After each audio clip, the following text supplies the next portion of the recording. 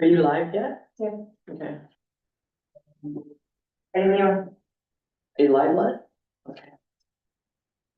Good afternoon, everybody. We'll call council meeting on Tuesday, April the 14th, 2026. It's 5 p.m. We'll call this meeting to order and we are in the council chambers. Please stand.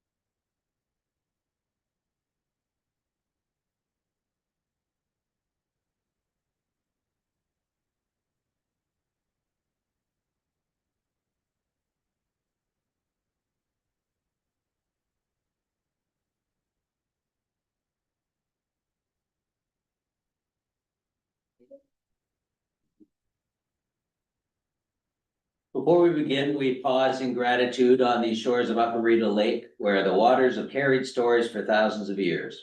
We acknowledge that the land beneath our feet and the lakes that cradle Westport are the traditional unceded territory of the Anishinaabe peoples, including the Algonquin Nation, along with the Wendat and Haudenosaunee nations since time immemorial.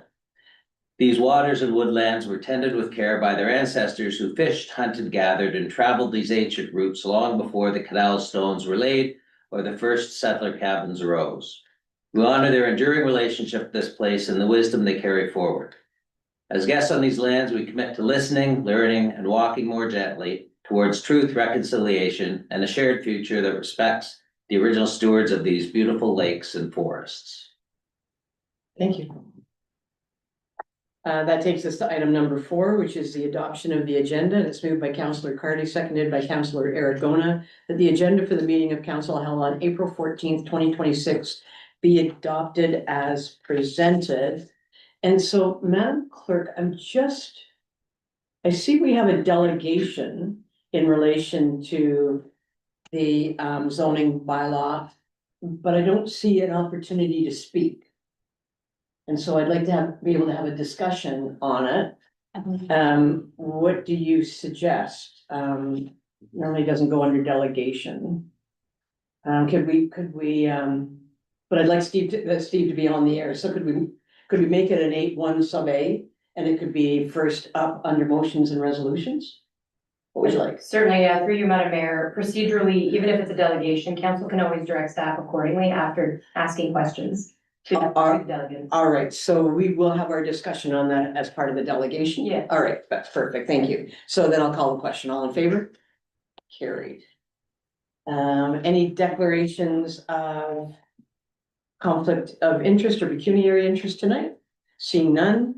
Item number 6 is the adoption of the minutes of the previous meetings. That's moved by Councillor Aragona and seconded by Councillor Carty, that the minutes of the March 24th, 2025 council and April 7th, 2026 that the minutes of the March 24th, 2026 council and April 7th, 2026 committee of the whole and special meeting be received and adopted. Any errors or omissions? Call the question, all in favor? Okay, so this brings us to item number 7. And so Steve's with us, I'm sure. And Arjan as well. Ray and Miranda. We got the team together again this week. Oh, that's terrific. So thank you very much for the work that you did between our last committee of the whole and a couple of days afterwards. I've heard from some of the members of council that they'd like to have a bit of a discussion before we move any further. So maybe I'll come to Councillor Aragona first of all. So this is in relation to, we'd asked, the planning team to change the wording a little bit in the draft bylaw, to allow containers to be, downtown in the retail core. And I think that some of you are still would like to have a look at it another time. So that probably kept not saying it as well as you could, Councillor Aragona, but for people to know, we have had a discussion, you and I, so why don't you go ahead and give us some of your thoughts? Sure, thank you, Madam Mayor. So I was looking at the addition, Steve, and although it captures part of what we had originally discussed in our meeting last time, I'm wondering if it actually captures everything, and I don't think that it captures everything completely. Also, I've had additional thoughts after doing a little bit more research and reading into how other municipalities across Southern Ontario actually deal with the shipping container issue. And I'm at the point where I'm wondering if this actually addresses the objective of allowing shipping containers for retail use within the village core, but shipping containers that have been modified for retail use. And I'm thinking that the way that it is here may open us up to other issues in the near future. And I'm wondering if maybe the idea of allowing shipping containers is something that should be dealt with in a separate bylaw. As a shipping container bylaw itself. And perhaps the best approach might be to go back to the original wording and deal with shipping containers as a separate activity. Okay, so you're suggesting we back up from last week, not ask for an amendment to that section, so that planners can take this to a public meeting. And staff continue to work on that issue to find, if other communities have done what you had in mind, which is the severely modified containers that look really more like a store than like a container. So if I hear you right, you're suggesting park it, do some more research, bring it back in the future? Yes, and just to add to that, the main concern is that looking at other bylaws in other municipalities, they're very specific about the types of shipping containers, how they're supposed to be used, especially for retail purposes. And then there's legal requirements in terms of the building code and everything else. So I'm thinking that if we go with what we have here as an adjustment, that it doesn't completely address the issue, and I'm concerned that it might open us up to other issues. Okay, all right, Councillor Carter. Yeah, last week I was in disagreement with the whole idea because I had more concerns and questions. You know, the appearance of what these shipping containers, insurance, permits, where does that all lie in this bylaw? So it wasn't that I was totally against the shipping containers, is that it was if we had any control over what they would look like and, you know, and if the businesses around them were comfortable with all of this as well. And so so two things, the bylaw we would like to get passed this year, if possible. You know, we still have a public meeting, there's still some work to do on it, but that work kind of rests with the planners, hearing feedback at the public meeting and then bringing it to us. And I'm also hearing there's no sense of urgency. It's not something you want to drop off the table, but I think part of what you said today is you don't want to slow down the process of amending our bylaw to take the time and the months required to do the research and bring something back. So that was when we talked today, that was a piece that's important to me. We know that there'll probably be some changes around the horseshoe, and I think you all agree with me, we'd rather not defer passing the zoning bylaw into the next council if we can get it done here. And just again, a reminder, we don't sit in August. But by August the 20th, we'll know whether we're lame duck or not. So we've really got to keep our eye on the ball for the end of July for being able to pass things as full council. So that's just my aside. So thank you for your comments. Councillor Craig. Yes, I agree with Councillor Aragona. My initial thought was I could see the types of containers that I envisioned for that. But I think that a key requirement is for us as a council or in a village to put some requirements for how they look. The other thing, the building code has changed recently so that now, an 8 by 20 foot container is exempt from a building, needing a building permit. So I think there should be some other way for, municipality to control, the rain, the way they look, where they sit, what they look like. So I did see a few communities that had, they actually needed an engineers, I'll say an engineers or an architect, to approve the design. So with the municipality having the final say about how they look,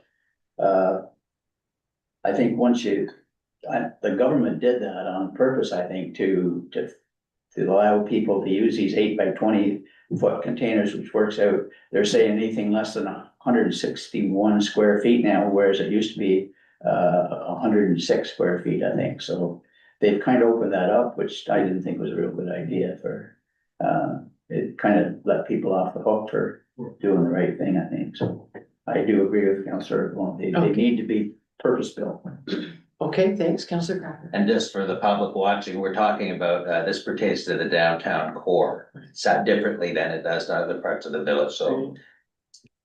You know, the implications of some types of shipping containers in the downtown core are troubling, and I think that's why we're wanting to be careful with this and make sure that it's an augment to the business community and seen as something that is good for our business community. Okay, so it looks like we're all in agreement, and you know, the staff will be happy when I say that this is one of these times where we kind of dabbled on our own without a staff report and without the staff doing the research. So good for us. We're bringing it back. Steve's put his head down while he smiled there. We're bringing it back to the proposal that you brought to us last week, Steve, without the edits. Now, from a process point of view, Madam Clerk, did we pass a motion last week? I know we were sitting as committee, but did we haven't done anything yet? No, thank you through Madam Mayor, and as I understand it from Novatech, is they don't require a motion, they just require that council head nod or an okay, that draft is okay to release to the public, Okay, as written. all right. Yeah. So just, we're not doing a motion, just some head nodding that what we reviewed originally last week is what's gonna go to the public meeting. We can have lots more discussion about it. And it doesn't mean that the issue is dead. I think I've heard that loud and clear. We just need some time to research it. I called a colleague today who had containers and started the conversation can I talk to you about what your process was and what your bylaw was? And he said, why do you want some? And so there's information out there that we don't have yet that they're gonna send along to Kim, and then we can get a fulsome opinion. See where you wanna go.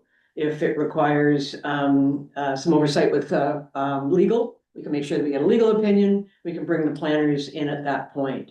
So Steve, it's a little bit like Groundhog Day. We're back to where we were a week ago. Miranda, I thought you'd smile at that one. Anything you need from us, Steve, or you've got concurrence on what to go to the public with? Yes, thank you for that, and we're glad we have direction, and we'll proceed with the public consultation. I just want to correct one thing. You said the next step is a public meeting. I'll correct you and say the next step is a public open house. Oh, sorry. Yes, there's a difference. And Of course. the difference is the open house is more of an informal session for the community to meet with myself, Arjan, Miranda. Yes. In an informal setting to ask questions about the bylaw, make comments. And then after that, at some point in the process, before a decision is taken by council, there will be a public meeting, and that's the statutory public meeting before council. So there are those two key points of contact with the public. So the next step for us is to prepare the public open house notice and work with Kim to set the date for that and the venue and work towards that night. Perfect. Yeah, thanks for the correction. Okay, thank you very much for coming on tonight. It looks like we've got our path forward. That's great. Thank you very much. Thank you so much. Good night. Yeah. All right, well done, team. And that takes us to 8.1, which is So now for the members of the public watching, last week was when we had our committee of the whole. We're gonna do four motions here. We've already debated them. So if you want to know the information on the background, unless there's more debate tonight, but oftentimes this goes fairly quickly. I want everybody in the public just to remind you that it's not that we're not that we're disinterested, but we have weighed in on this last week. So the first one is 8.1, which is the Tangle Garden Lost Penny 2026 patio extension request. And it's moved by Councillor Cardy, seconded by Councillor Aragona. The council approved the request received from the owners of the Tangle Garden Lost Penny to extend the liquor license to the patios for the 2026 season. Anything from last week that you want to bring forward? Then I'll call the question. All in favor? And that's carried. Thank you very much, team. 8.2 is a special events policy, key elements. And so a reminder to the public that this is our ongoing work to provide a policy that will encourage the public to hold events in the village, while at the same time ensuring that the risk factors that the village needs to look after are taken care of. And so we're at the point now of the elements that should go into a policy are going to be consulted, staff are going to consult with the user groups. And there's going to be a survey on our website so that the general public can get involved. And then those results will come back to us and we'll continue to work on this. Reminder, we're not in any hurry, but the work needs to just keep moving along at its own pace. So the motion is moved by Councillor Aragona, seconded by Councillor Cardy. The council approved the list of key elements as amended at the April 7th committee of the whole meeting. And that council directs staff to send an email to all community groups that hold annual events in the village for feedback on the key elements for the development of a special events policy, and to create a survey to be posted on our website for input from the general public. All in favor? Councillors Aragona and Cardy, I amended it with that last sentence, so you're okay with that? Okay, so all in favor? Carried. Alrighty, 8.3 is Public Works.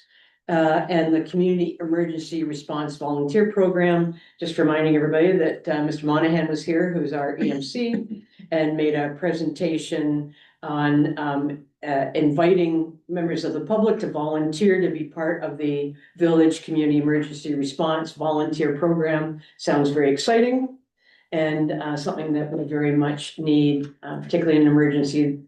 We need more boots on the ground for sure. So there's training and opportunities to work with you people. So it's moved by Councillor Card, seconded by Councillor Crapper, that council approves the terms of reference for the Community Emergency Response Volunteer Program. Any comments tonight? Okay, call the question. All in favor? That's carried. And then finally, we have a motion from Councillor Crapper. I'll read it for you tonight, sir.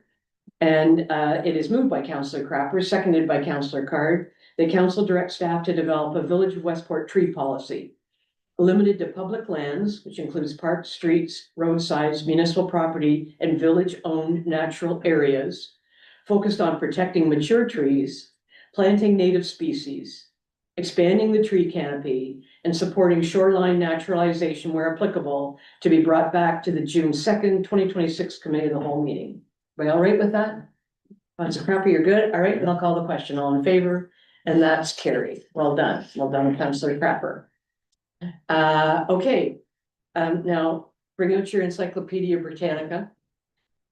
Item 9.1, which is the 2025 wastewater treatment annual performance report. So for the public, none of us got a printed report. We're all going virtual because it is lengthy. I'm going to turn it over to Mr. Evans for a moment. Anything that you want to say so the public understands a little bit more than just the title? So this is an annual report that's required by the Ministry of Environment every year. It goes to the owners of the system being council. It's available on the village website. It is quite a lengthy report. There's a lot of backgrounds to that type of work. But it's a general summary of what's occurred in the last year. The vast majority of the pages are all historic in nature, back from before subsurface disposal, identifying monitoring plans that the village has been following over the last number of years. So mostly background data for this type of report. Okay, very good. Any questions from council? Go ahead, Councillor Crapper. Comment and a couple of questions. First, a briefing note on this, I think, for the public, let alone for us. would summarize better for me the key takeaways of this, particularly if there are concerns or trends. And I think we've had briefing notes on this before, but if not, I don't expect the public to read that. And if there were, and I don't expect, I mean, I did read it. I will say that it's really valuable, but it takes a while. And only because we've read them before, do I know kind of what I'm looking for. Had I not, honestly. Yeah, So A, that's my comment. I'd like to see that in the future. B, a couple of questions. One was, or I guess comment really, the trends we've seen, which have to do really with chlorides and that I think nitrates, equally are being attended to by the long-term application of this process. Yet it does continue to show potential worry and uncertainty as to whether those levels are a result of our sewage lagoon or something else in our landscape and topography. So wonderful. I think that's one of the things I got out of it is that we're doubling, I think, some of the testing, like going to bi-weekly for some of the source water or and that I think is important because this is our tool to know that our lakes are safe and that our drinking water is safe. yeah. Okay, thank you very much. Councillor Card.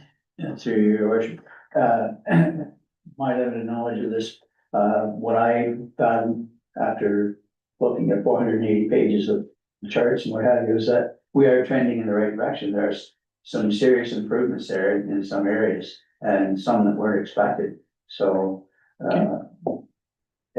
I think Councillor Crapper's statement, if council got a briefing note that said, this is better, this is just meeting the standard, or needs improvement, I think that would suffice. I know that there are lots of regulations that somebody has to produce this, but it should be easily absorbed knowledge that we get, not, we don't need the history every time here, starting with the first EA for the system. So I think there could be an improvement in the air, how it's delivered, how the facts are. Yeah, I think I'm gonna jump into the middle of this, Madam Clerk, and defer this for a month and ask the briefing note come forward. I think we've intrigued the public enough, and maybe unjustifiably. So if we get the briefing note, bring it back next month. It's not for the public to think there's any issues, but in the absence of giving them a briefing note, now they're gonna wonder what is out there. So if everybody's okay, let's defer it, bring it back next month, briefing note, staff can highlight the trends that you're talking about, without people having to read the lengthy report. So is everybody all right with that? Yeah. I would like to add one thing to that, is just given the conversation we just had and the point you just made, Yeah. I think it's important to note that the conclusion is that the sewage works are operating within compliance and there are no indications of unacceptable impacts to local groundwater or surface water sources. That is the major conclusion of the report. The other things that we're talking about are things that we may want to look at and look at trends over time, but that is the main conclusion that we should be keeping Thanks in very mind. much, Councillor Aragon, because people are listening. I think that they would be a little anxious hearing the first comment, so that kind of takes care of that issue, but let's get and it doesn't have to be an encyclopedia briefing note, just covering off some of the areas, so we're just gonna defer. Fine, yeah, all right, thank you. And so that's all right with 9.1 would have been Councillor Card and Councillor Crapper. Would you also then move to defer? And all in favor? Thank you. Very good. Alrighty, so bylaws, 10.1 is sometimes we pass the motion and then we go right to the bylaw because we're in council. So 10.1 is the bylaw to establish the Community Emergency Response Volunteer Program. And it's moved by Councillor Crapper, seconded by Councillor Card, that bylaw 2026-11 being a bylaw to establish and regulate a community emergency response volunteer program for the village of Westport. We read it first, second, and third time, and finally passed this 14th day of April 2026. When will that, do you know, Madam CAO with that hat on, when will this be posted for people who are kind of excited to get involved? Could we tell them to start watching for it in the next few weeks online? I'll defer to Peter as he worked with lead hand on this. I Oh, all right. think it's immediate, but Yeah, so we're working on the posting today, so expect it to come out in days versus weeks even, so Okay, pending council approval, of course. will we put something on the homepage so that they don't have to dig through to look for it? Apply here to be a volunteer? At least the homepage, but I wouldn't be surprised if it's gonna go in the paper as well. All right, perfect. Thank you. Then I'll call the question. All in favor? That's carried. Well done.